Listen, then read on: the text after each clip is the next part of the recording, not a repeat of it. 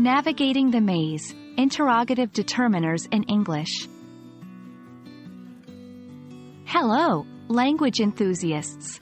Today, we're diving into a fascinating aspect of English grammar, interrogative determiners. More importantly, we're going to uncover some of the common errors and exceptions that you might encounter. So, sit tight and let's embark on this learning journey. Before we dive into the errors and exceptions, let's quickly recap what interrogative determiners are. They are words we use to ask questions about quantity or identity of a noun. The most common examples are which, what, and whose. Here's how they work. 1. Which. We use which when the choices are known to the speaker and the listener. 2. Example. Which of these books is yours? 3. What. We use what when the choices are not known to the speaker. 4. Example. What books do you like to read? 5. Whose. We use whose to ask about possession. 6. Example. Whose book is this? Now let's jump into the common errors. The incorrect use of these determiners can change the meaning of your sentence, or make it unclear. Here are some of the most common mistakes. 1. Confusing which and what. As we discussed, which is used when the choices are known, and what is used when they are not. But often people mix them up. For example, saying, "What is your name?" is correct, but "which is your name?"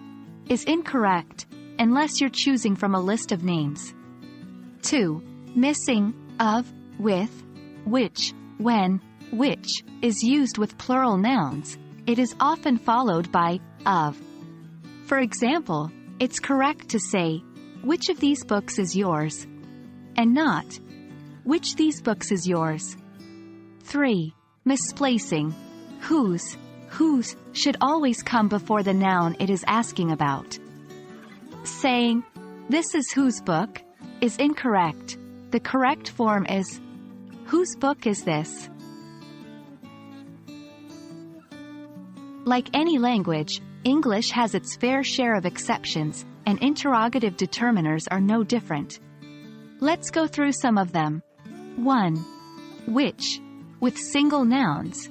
Even though which is usually used with known choices, it can be used in singular form when asking about a specific preference within a known category. For example, "Which book do you recommend?" Here, the speaker knows the listener has a book in mind, even though it hasn't been mentioned. 2. Whose. In formal contexts. In more formal or traditional English, whose can be used to ask about things as well as people. So, "Whose idea was this?" is perfectly acceptable, even though ideas can't technically possess anything. And there you have it.